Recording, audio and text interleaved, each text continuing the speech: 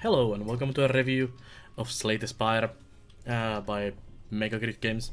And Spire is a kind of roguelike deck building, like a card game dungeon crawler. And it's pretty awesome. It's currently in early access, still on Steam. It's released to early access in November of 2017. And it's been doing really well, and it's a pretty damn fun game. I've always liked card games, like Magic the Gathering used to be my childhood and still is a bit of my life. And I also like games like Binding of Isaac and other like dungeon crawling type of games. And this kind of hits all those nice spots. And it being a card game, also the turns are turn-based, so the turn-based strategy side kind of gets into there as well. And it's pretty neat. But yeah, let's take a spin on it, and I'll show you how it works. So there's at least 3 characters planned for the game currently. There's 2 characters currently, the Ironclad, which is the starting character, and then you have the Silent. And both of them have different decks and different starting relics, which I'll explain in a moment, and a bit of different health starting stats and all of that. Also, there's unlocks for each character, so I've unlocked a bit on both, and there's also more coming. So let's take a quick spin. Let's go with the Ironclad as it's the easier one. You start with the Burning Blood relic, which heals you at the end of the combat.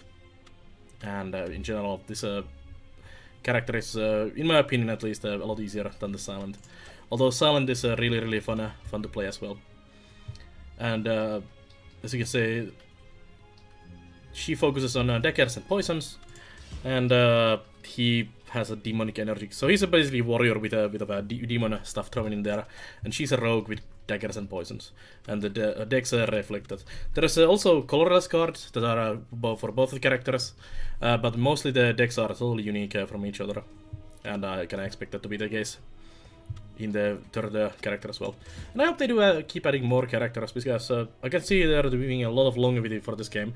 I mean, it's a roguelike dungeon crawler, so you do runs, you unlock new stuff, you do more runs, you unlock more stuff, and so on and so on. And I hope they keep adding all kinds of fancy things in there. Ascension mode is a new thing that they added recently also. So Ascension mode is basically you play Ascension mode level 1, it adds extra difficulty, then Ascension mode 2 adds even more difficulty, and so on and so on. It gets more and more difficult with more and more of these modifiers. But let's go with the Ironclad for now. And since I've already done a run and successfully killed the first boss and everything, we start with this whale dude here, who has a pretty interesting story behind him. Let's look at the interface quickly. So I'm here playing Ironclad. I have 80 health at the moment. I have money. Here's my potions. Potions that can be gained in combat and other methods as well, and they can be used to do different things. Map, which is the route you take, so you can decide. We'll get to there in a second. And then your deck is here. We'll get there in a moment as well. So let's talk with him quickly. And since I've done a run, I can choose a starting condition for myself. So I can choose a card to obtain a random relic, which adds to here. Or I can lose all my gold and get a couple of cards. I'll lose my starting relic and get a random boss relic. I'm just going for the common relic, which is a Yuzu bracelet. Regular enemy combats are no longer encountered in the question mark rooms. Alright, so there's 3 acts in a run currently, which is 3 of these maps. So this is Act 1, and there's a boss at the end. Then you start again at the bottom in Act 2, and then you can go to the boss and Act 3. And at the end of the Act 3, you complete the run and gain your unlocks. Also, you gain points by doing things. So killing a boss, for example, gives you a score, and if you die in the middle of the run, you will get that score into your unlock. But then, of course, completing a full run is the best option. So there's unknown rooms, which are the question marks, which we actually got this Yuzu bracelet for. There's merchants, there's treasure, rest, enemies, and elites. Elites give you a relic when you defeat them, so sometimes you may want to avoid one of these elites by going, like, for example, from here. You avoid both of these and that guy as well. You could go to there. For example, if your deck is not that powerful, or if you have a low health or something, you might want to avoid one of these. But we'll choose in the middle. We'll go from here. So this is standard like combat, which you will basically do. So this is where the card play and everything comes into play. So this is you, your Ironclad, and your enemies. They have different buffs under them, as you can see, and their intention, which is currently 6 damage and 7 damage to me, which happens after your turn.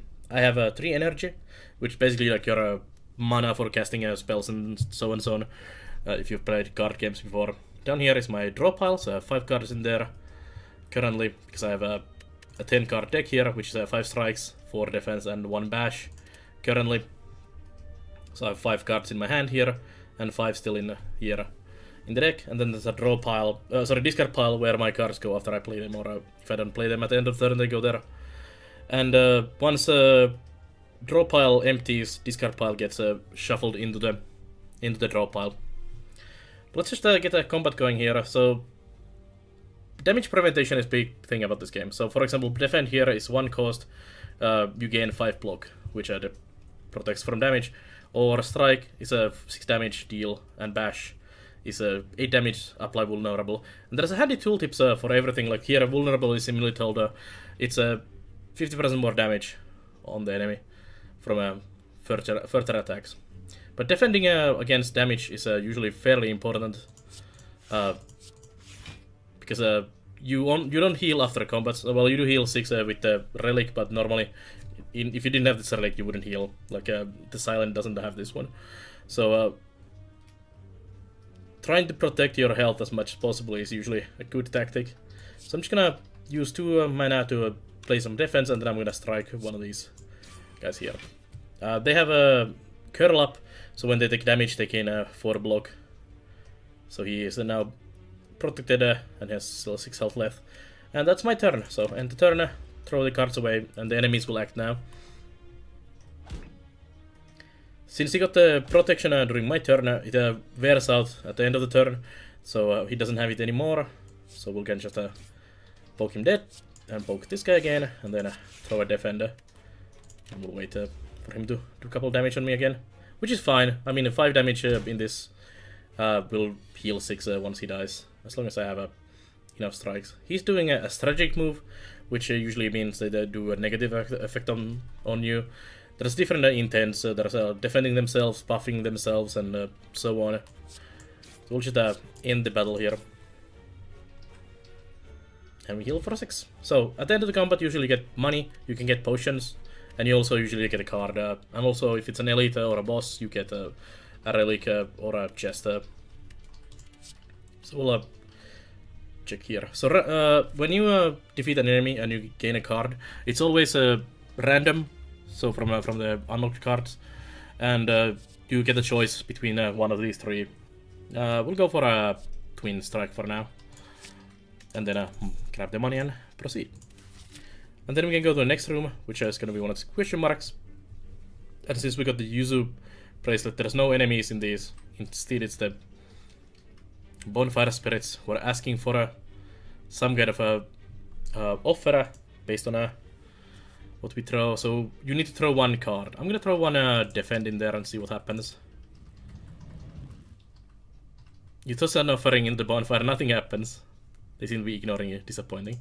Well, it still did take the card out of my deck, so we only have 10 now again, even though we took the twin strike. And this is a good way to thin your deck, so you have only the cards you want to play. Like these strikes and these defense are usually not very great.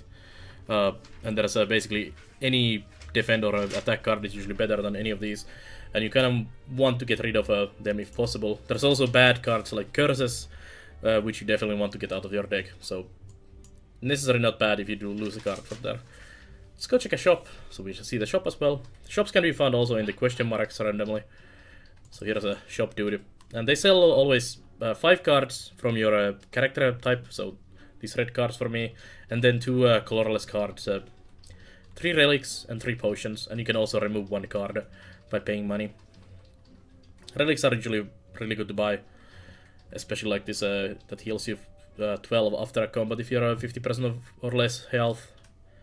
This one gives you energy, so more mana, and card draw when enemy dies, And when you apply a vulnerable, you also apply a weak, which is really nice. I guess we'll just buy an armament, which can upgrade a card. So cards can be upgraded in this one. And I'm sure we'll see it in the next combat, so I'll just grab that. And we'll go. So I'll show you how the upgrading works. And we'll go for the elites there. Let's just get a... Oops. Maybe we should kill this guy first on the way. So this guy is one of the enemies that buffs themselves, which is kind of annoying. So this one, the armaments gives you block for 5 and then upgrades a card. And they can only be upgraded once, except there is cards that can be upgraded multiple times, but by default not. So we'll just play this one, get some defense, and then we need to choose a card. So we'll take the strike, and you can see that it becomes a strike plus, so damage from 6 to 9. If I do a defend card, it goes from 5 block to 8 block, and so on. It depends on the card, how it upgrades. It can be lowered cost, more damage, doubling the effects. There's cards that are exhaust. Exhaust cards can be only played once in a combat, and then you can't use during that combat again, and in the next combat it's usable again. And there's a card that remove, for example, the exhaust from the card, which can be really powerful, so you can replay it multiple times in a single combat, and so on. So you kind of need to try and see which or how the card upgrades when you upgrade them.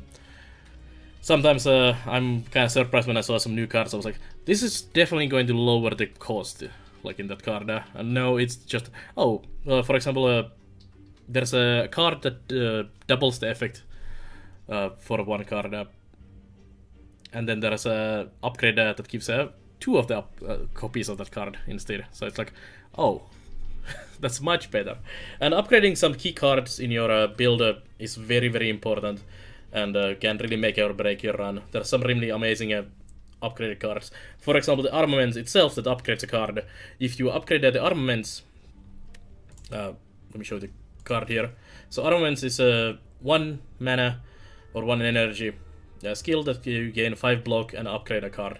So when I saw this armaments, and I was like, when I upgrade the armament itself, it's probably either cheaper or more block, as you would think.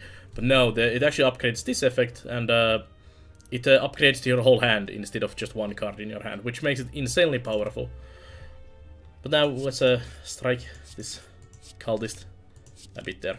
I'm out of energy. So next turn. So he does an incantation, do not belong here, and he does a ritual, which gives him 3 energy. 3 strength every turn. And strength increases all damage dealt. You can also gain the strength yourself, which increases all your damage. You can also gain dexterity buff, which increases the block. And there's all kinds of different buffs for your character, which can be really, really awesome. So I'll just boink you a bit with Twin Strike there. He got vulnerable, so he takes 50% more damage for the next 2 turns. And then I'm gonna get 6 damage to the face, but we're gonna probably finish him off next turn. And building your deck properly is definitely one of the key things about this game. Oops, what did I do? Oh, I defend. Oh, that's okay. And it can be... the skill in this game comes from kind of knowing the cards, and also what kind of relics there is available, and kind of building the deck together. And there's a lot of ways you can build these decks. For example, the other character, the Silent, he can or she can focus a lot on like daggers. So she has skills that give her free shiv cards. So you can spam shiv, and then there's a card, for example, like 1,000 cuts. So every time you play a card, you do 2 damage on all enemies. So if you spam shivs, that naturally does a lot of damage on all of the enemies, and you kind of spam them dead that way. There's a poison cards for her, so she can poison enemies, just stack poison and make them die from the poison. There's a kind of block damage reflect build for her, and there's multiple different builds you can do. And depending like what the cards you get, especially early on, like relics and cards, kind of determines often that, maybe I should go for this kind of build. You pick up a few cards, and then in the next encounters you're like, oh, this card looks good for my builder, so I'll take this one. So for example here, if I was going for a lot of block, this Juggernaut with damage reflection could be really good for me. Although bloodletting that gives me energy would be really nice as well. Or just thunderclap AoE damage on everyone and vulnerable. Could be really good as well. Let's go find an elite. Let's see what they do.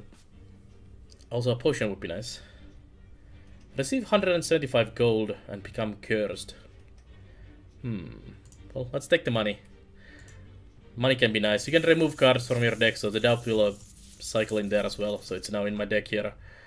At the end of my turn, I gain 1 week, which can be really bad, actually, especially in a low card count deck. There's also different builds. Like you can have a really cheap cards, low count deck, a lot of draw, or you can have like a massive deck and expensive cards, and there's cards that make them cheaper, and there's all kinds of really awesome things you can do with this game, especially randomized. Oh, great! One of my favorite elites, these 3 sentries. They have an artifact buff, which gives them one negated debuff, which is not great. Only one of them is attacking though, so I'm gonna go all out damage on him, and reflect a bit. And there's the weak, so I do less damage next round, which is gonna be great. I get some dazed cards added by them into my deck. These are temporary cards, so only for this combat, and they are basically unplayable. Just take space and a card draw, and they go away after the end of your turn, or also totally removed from your deck after the end of the combat. So there's my armaments again. All of them are attacking, which is pretty bad for me. So we'll upgrade to Twin Strike for more damage, but I'm actually low because of that. So let's try to at least do some damage and take quite a lot of damage to face. 19 damage is not great. This is why these guys can be really bad, especially if they do a lot of turns in a row with all of them attacking. Alright, let's thunderclap them, but they don't take debuffs, so we'll remove the artifact from them. For future turns, we'll kill this guy and we'll poke you a bit. Often a damage raise is the option, especially early on. And like in this encounter, you wanna kill at least one enemy, because it takes a lot of the potential damage out immediately. And then you can handle these. But this is basically the basic gameplay of latest Spire. So you build up your deck. It's very like a card game, like a actual board game card game, not a PC game. For example, there's the Dominion, where you build your deck, you add more and more cards in your deck, or you move your decks, and then you combo them and do that. It's very similar to that.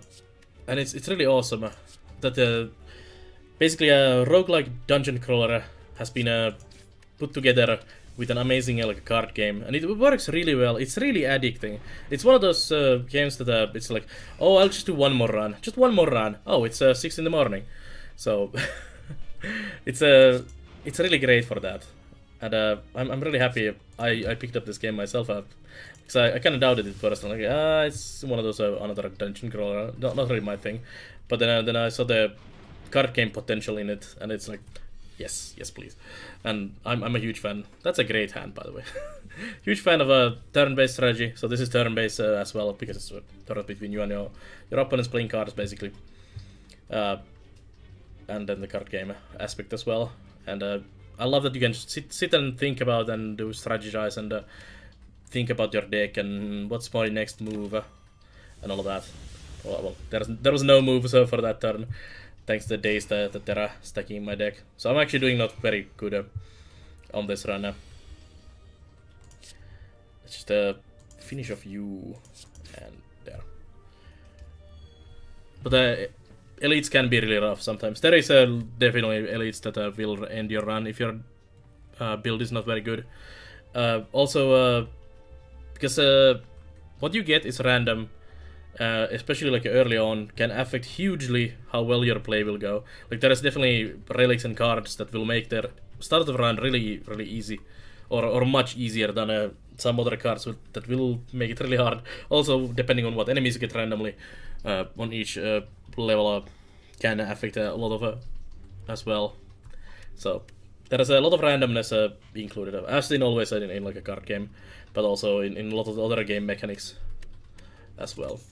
Although enemies usually, what enemy you get is usually very random, but what the enemy does is usually very much the same. So you very quickly learn like what the enemy's usual routine is and how they do attacks and what the debuffs and everything they do. So you can strategize and learn that way as well. Also, you know that if you're in the Act 3, like elite might be this, so you might not want to do that if you're not having a very good build. But although if you don't have a really good build, you probably won't kill the final boss as well. So we get a pair, which is a relic again. Gives me a bit of a max HP. Not very great. But on the other hand, we got a rare card, so there's a rarity on the cards as well. Common, uncommon, and rare. And Impervious gives you 30 block, but it's an exhaust, so it's one-time use in a combat, but that can be really, really good. 30 block. And then there's a campfire. So in the campfire, so you can rest, which gives you a 30% of your health. There's upgrades to this, and there's a dream catcher, which gives you a card when you sleep. Or you can upgrade your cards in here as well. Each campfire allows you to do that. There's also different things you can do in the campfire depending on your relics. There's a relic called Shovel that allows you to dig for additional relics in a campfire, and so on. There's different ones you can use on all of these. But we'll just rest here for now. Let's go fight one elite. Oh, it's my favorite. My favorite. Good thing we rested. This guy is a bit of a damage race. He does a really annoying buff to himself. So I'm just gonna just Twin Strike and deal some damage on him. He's the damage race, the enemy. So he does this Enrage, which gives him 2 strength, which increases damage each time you play a skill card. And skill cards are usually your defense cards. So he hits hard, and then you play a skill card which increases damage again, like this. So now he's 16 instead of 14. So we'll be taking quite a lot of damage to the face with this. So you want to burn him down as fast as possible and just take a couple hits to the face if possible. But he also has a kind of cycle. He does 2 big attacks, then a smaller attack. So he'll be fine. That's my Impervious, so perfect timing for that card. And I'm gonna also poke him again. Although I did have that doubt in my deck there, the Curse, so I'm doing less damage. So for a damage rate situation, not very great. Especially also like this when I don't get any good damage cards. So I'll probably die on this elite. And this is also just randomness. If I had gotten a lot of good attack cards, just drawn them. I have the Twin Strikes and Bashes and everything. And I could probably do really well with those if I just draw them, but I just didn't happen to do it. So we're in a bit of a trouble, and we'll probably end the run here. It seems. I don't know. Maybe. No. Perfect. There we go. Whew. A bit close, but I'm really low health, so in the future it's gonna be really rough. And there's the dream catcher I talked about a second ago. So whenever we rest at the campfire, we gain a card. There's a block potion. Our first potion, so drinking this potion gives you first 12 block for that turn, which is really nice. And we'll grab Body Slam. And then there's a treasure chest. Let's grab that as well. So treasure chests always have something good, a relic in them. They can also have cards, depending if you have a relic that gives you cards from them. And there's also a relic that gives you 2 relics from a treasure, which is really nice. This one, another max health. Getting a max health build, it seems, on this run. There we go. So that's basically Slay the Spire. So you do a run, you build your deck, you kill enemies, you do 3 acts, and then you get some unlocks. Let me actually just end this run here. Just let him finish me off so you can see how the unlock system also works. But in general, I can highly recommend this game. I've had a lot of fun playing this. And even though it's in early access, it's very polished, especially the Ironclad and the Silent... I mean, there's not only the Ironclad, the Silence in the game currently. Both of their decks and both the characters are very well already built, like, they're finished and they have all really good builds and really polished gameplay. So, you basically already get a good game in the current form, and then it's just extra nice additions and gravy on top of that as the early access progresses. And there's seems to be a lot of patching going on and a lot of progress, at least currently, which is really nice. And I can see this game going very far. If you like this kind of like a dungeon crawling roguelike games, especially with card game mechanics. So here we died. Floors climbed. We get some experience and score. Slain enemies. Exordium elites killed. Bosses slain 0, so we get a 74 score, and it calculates into our unlocks. But yeah, that's the Slay the Spire. As I said, highly recommended. If you like card games, roguelikes, dungeon crawling, turn-based strategy, it hits all those nice spots and tickles you into Slaying the Spire repeatedly into the night, days in a row. There's also all kinds of stuff, like you can see your relics you've found, all your unlocked cards, statistics, leaderboards, which don't seem to work at least fully currently. They also seem to reset. So there is a lot to this game already, and I highly recommend to try it out. But anyways, thank you for watching this review of the Slay the Spire by Megacrit Games, and if you like this review, check out the other reviews, let's plays, and all the content on the YouTube channel, and check out the live stream on nair.tv or twitch.tv/Pelanar, where I play well, this game and lots of strategy, management, building games, and a bit of other games every now and then as well. But anyways, thank you for watching, and I'll see you guys next time, so bye bye.